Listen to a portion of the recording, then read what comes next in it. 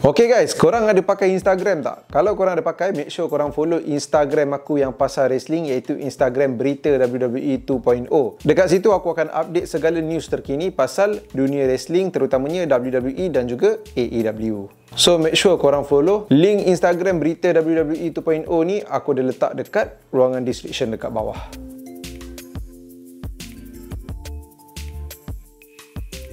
So what's up bro, sis, daripada sekalian, Hazwan Shah Bebe, hashtag bukan season, the best palatau in the world.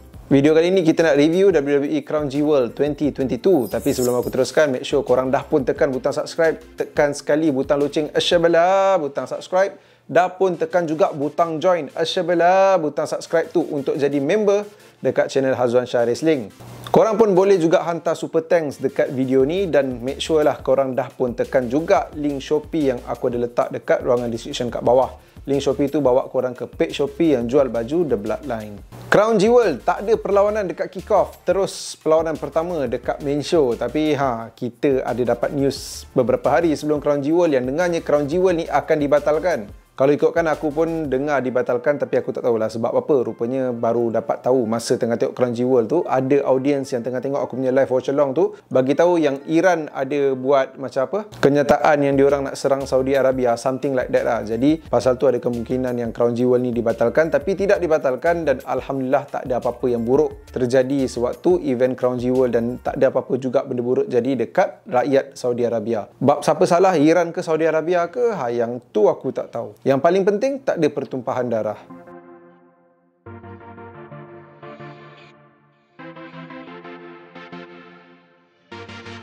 So perlawanan pertama kita ada Brock Lesnar dan juga Bobby Lashley. Aku agak terkejut match ni buka acara Crown Jewel. Aku expect match ni duduk kat tengah-tengah ataupun diorang letak kat main event. Bila diorang letak match ni dekat main event, aku expect yang macam Roman dengan Logan Paul diorang akan letak dekat pembukaan match. Tapi tidak, Lashley dengan Lesnar dekat pembukaan match. Satu perlawanan yang bagi aku dibuka dengan sangat baik, tapi nampaklah yang match ni akan go to typical Brock Lesnar ataupun Goldberg punya style of match. Finisher, suplex, benda-benda tu je yang diorang akan buat, dan kita nampak benda tu dalam match ni lah. Cumanya tadi aku kata match ni dibuka dengan sangat baik, nampak dah haluan dia nak pergi macam mana. Rupanya haluan tu tak panjang dan dibuka dengan sangat baik. Aku nak cerita pasal tengah-tengah dia pun tak boleh, sebab aku rasa match ni tak ada tengah-tengah. Match ni habis dengan agak awal dan dengan cara yang tak ada orang boleh expect. Okay, bila match ni dah habis dengan Lesnar menang dengan cara macam tu, kita tahulah yang diorang akan panjangkan lagi feud ni. Kita tahu juga yang adanya match ni nak bagi crowd dekat Saudi Arabia tu dapat tengok Brock Lesnar. Tapi weh, ini betul-betul kerja malas ni. Aku ingat benda macam ni hanya ada pada zaman Vince McMahon in charge of creative, tapi tidak. Time Triple H in charge of creative pun ada juga. Jadi match yang dah dibuka dengan sangat baik ni boleh bertukar jadi bullshit di tengah-tengah match yang sepatutnya tu tengah-tengah, tapi match tu habis dekat situ. Bagus cara ending macam tu sebab protect karakter Bobby Lashley, dan at the end Bobby Lashley buat dia punya hurt lock dekat Brock Lesnar, dan Bobby Lashley yang stand tall. Protect lah karakter Bobby Lashley tu. Tapi we expect more lah untuk match ni. Aku paling tak sabar nak tengok match ni kot dekat Crown Jewel. Tapi apa yang disajikan kepada aku adalah sampah.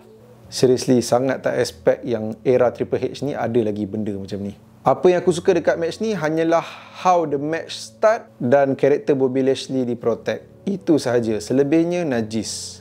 WWE Women Tag Team Champion Damage Control try to rampas balik diorang punya title daripada Alexa Bliss dan juga Asuka. Satu kualiti perlawanan yang kalau kau tanya aku, benda ataupun perlawanan macam ni setaraf kualiti perlawanan yang ada dekat Raw je. Kita boleh tengok match ni dekat Raw. Dan even aku rasa match diorang dekat Raw hari tu lagi better daripada match diorang dekat Crown Jewel ni. Sejuk mata memandang bila tengok pakaian diorang lebih menutup daripada yang sebelum ni. Tapi yang sejuk tu boleh jadi panas bila Nikki Cross datang kacau Alexa Bliss. Dan kekacauan itu mengakibatkan Alexa Bliss dan juga Asuka tewas diorang punya Women Tag Team Champion tak sampai seminggu lepas diorang menang hari tu. So Damage Control berjaya rampas balik diorang punya championship. Talking point dekat sini adalah bukan pada perlawanan ni lah bagi aku, tapi pada apa yang berlaku sebelum perlawanan ni bermula. Bila Damage Control dah ada atas gelanggang, Byron Saxton dia buat interview dekat Alexa Bliss dan juga Asuka. Sebelum Alexa nak cakap apa-apa tu, tepi tu ada TV. Tiba-tiba ada pula logo Wired Six terpampang dekat kaca TV tu. Seolah-olah memberi tanda yang Alexa Bliss ni akan direkrut untuk sertai Wired Six. Yang tu kita tunggu dan lihatlah macam mana progres dia. Drew McIntyre lawan Karrion Kross dalam perlawanan sangkar Steel Cage match. Aku tak expect lebih pun daripada match ni sebab aku tak expect Drew McIntyre dengan Karrion Kross akan hasilkan satu perlawanan yang baik, dan apa yang aku expect tu betul, memang tak best pun match ni. Cumanya aku mengharapkan Karrion Kross lah menang match ni sebab aku rasa sampai bila diorang nak bagi Drew McIntyre ni asyik menang ataupun kalah tak clean. Kalau kau betul nak push Karrion Kross, janganlah sampai kau nak terlalu protect Drew McIntyre ni. Dah bosan dah aku tengok Drew ni. So diorang dah buat apa yang diorang buat. Macam biasa Scarlett kacau, tapi nak suruh ref halau pun tak boleh sebab match ni Steel Cage match, tak ada DQ. Penghujung match tu kita nampak yang Drew McIntyre tengah memanjat keluar, hampir-hampir nak keluar. Karrion Kross pula cuba nak keluar daripada pintu, tapi Drew McIntyre landing dulu. Macam protect jugalah karakter Karrion Kross yang macam hampir juga nak keluar ke keluar ke floor, tapi tak berjaya. But then point kat sini, still kita akan nampak Karrion Kross kalah. Dan how people want to take Karrion Kross seriously lepas ni. Dah lah Mamat tu makin lama makin handsome, makin jambu. Rambut pun sikat ke belakang. Better botak balik lah. Patutnya rambut dia tu bagi dekat Baron Corbin, dia kembali botak macam Baron Corbin.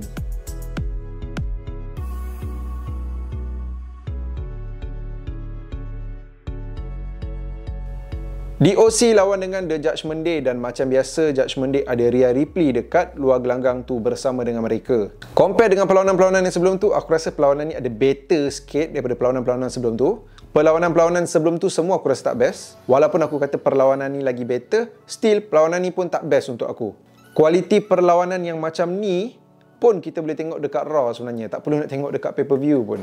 Dan daripada perlawanan pertama sampai perlawanan ketiga tu, kita dah macam tak suka dengan keputusan ataupun cara match tu berkesudahan. Match keempat ni pun buat kita sakit hati jugalah. Macam biasa, Rhea Ripley involved and then membantu Judgment Day menuju ke arah kemenangan. So point dia kat sini, DOC boleh kalah dengan The Judgment Day. Yes, aku tahu dekat sini tandanya apa, DOC perlu cari seorang lagi ahli kumpulan yang perempuan untuk nak fight Judgment Day ni. Tapi still aku rasa OC patut menang kot. What's the point they make a comeback, tapi bila dah buat comeback pun still tak boleh nak kalahkan Judgment Day. Consider dia orang punya grup ni tak besar mana ataupun tak hebat mana pun lah. Itu simbolik yang aku nampak di sebalik apa yang dah berlaku dekat match ni. Braun Strowman dan juga Omos, aku suka cara match ni dibuka. Betul-betul tunjuk yang Omos tu strong, dan aku rasa memang Omos patut nampak lebih strong sebab ialah Omos lagi besar, lagi tinggi, tangan dia pun lagi besar muka Braun Strowman.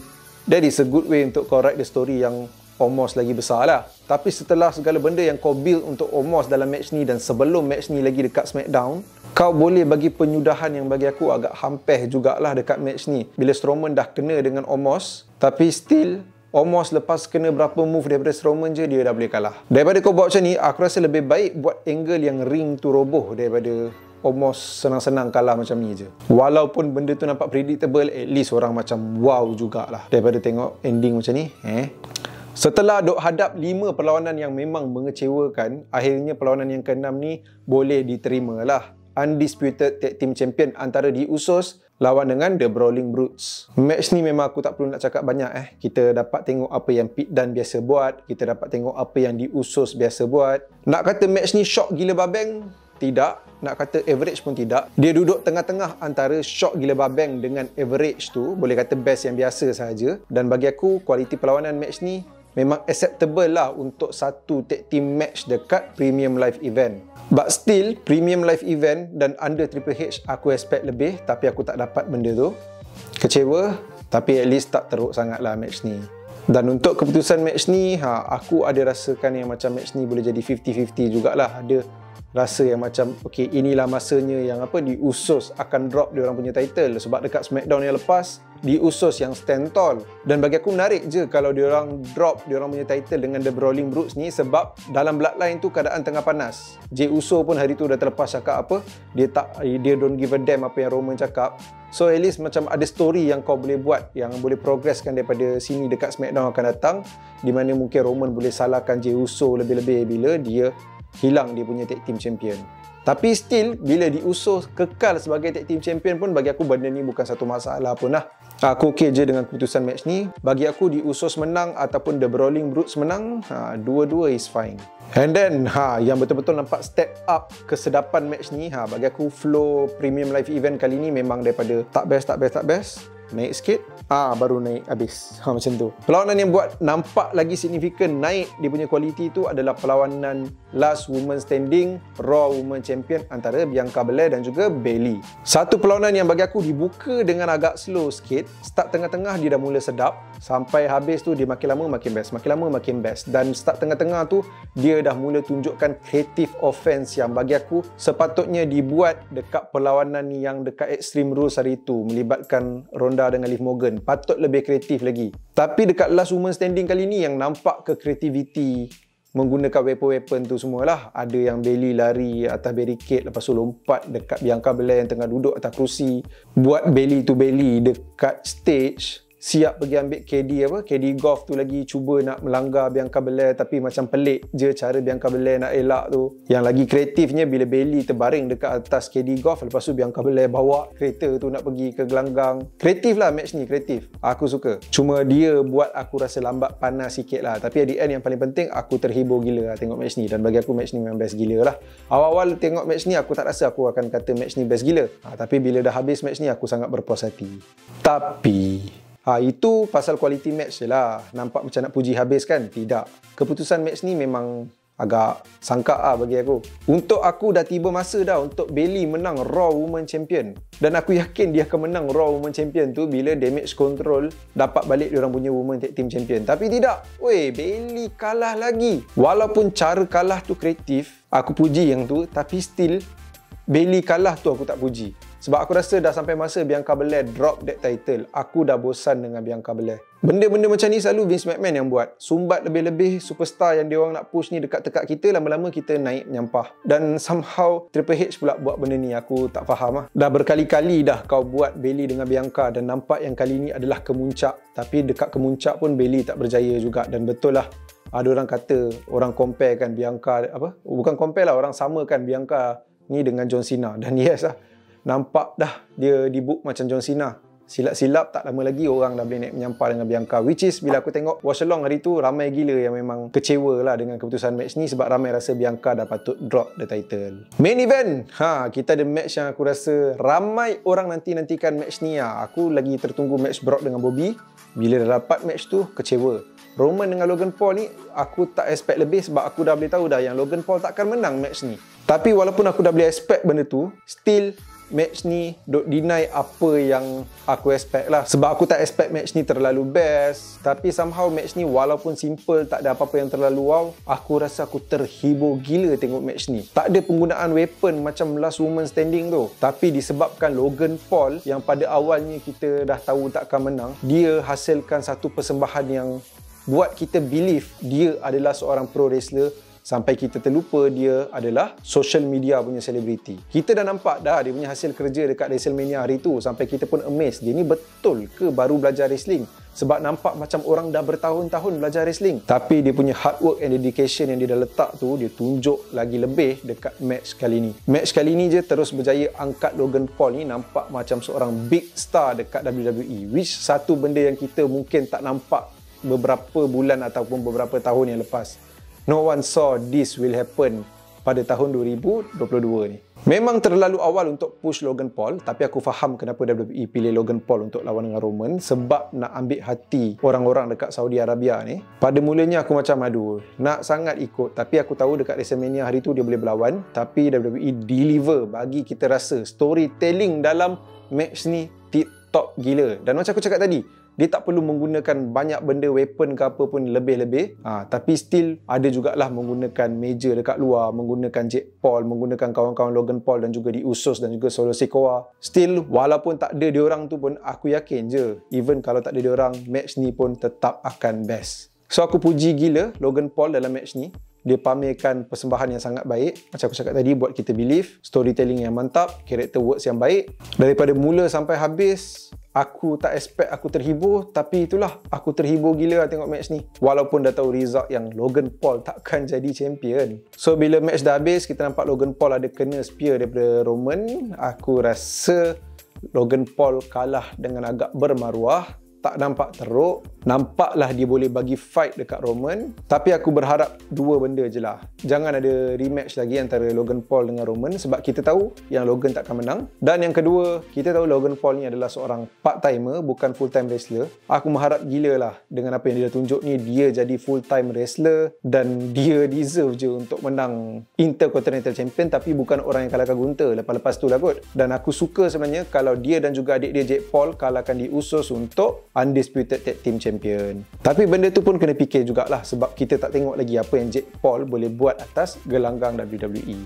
Kalau aku kena bagi bintang untuk WWE Crown Jewel tahun ni, aku akan bagi 5 bintang daripada 10 bintang. Yes, nampak teruk walaupun aku dah puji match yang hujung-hujung tu kan. Seriously aku cakap, kalau match Logan Paul dengan Roman tak sedap, Bianca Belair dengan Bayley tu tak sedap, ada kemungkinan aku bagi 2 ataupun 3 bintang je untuk Crown Jewel tahun ni. 5 perlawanan yang awal tu memang teruk weh. Match of the night untuk aku sudah tentulah main event WWE Undisputed Universal Champion Roman dengan Logan Paul. Great storytelling, great character works, good quality match, dan even keputusan pemenang yang tepat. Dan performer of the night untuk aku obviously tak ada nama lain, sudah tentulah Logan Paul. Aku dah melambung puji dia tadi, takkanlah aku tak bagi dia performer of the night. Moment of the night ada. Tapi moment of the night ni aku tak cerita tadi. Moment of the night ni, aku tak ada moment of the night yang bagi aku wah, buat aku rasa shock tengok Crown Jewel kali ni. Sebab tak ada comeback, tak ada NXT Superstar debut dekat main roster, which aku rasa patut ada dekat event Crown Jewel kali ni. Jadi disebabkan tak ada moment of the night yang bagus, aku pilih moment of the night yang bagi aku agak mengecewakan lah, iaitu promo daripada Bray Wyatt. Promo yang aku rasa kita macam tengok sedikit sambungan apa yang diorang dah tunjukkan dekat SmackDown hari tu, dan tak ada perkembangan further dalam apa storytelling berkenaan dengan Bray Wyatt ataupun Wyatt Seeds ni. Padahal ini Crown Jewel kot, patutnya ada satu announcement ataupun story yang besar perlu diperceritakan dekat sini supaya orang rasa macam lagi wow event Crown Jewel ni. So moment of the night adalah momen yang mengecewakan bila Bray Wyatt buat promo. Lepas tu Uncle Howdy tu macam tu je lah. Okay guys, itu je lah review Crown Jewel untuk tahun ni. Salam takziah untuk korang yang dengar aku punya palatau daripada mula sampai habis tadi. Jemput layan semua video yang korang nampak dekat skrin korang sekarang ni. I'll see you guys again in the next video. Terima kasih datang lagi. Mother Father.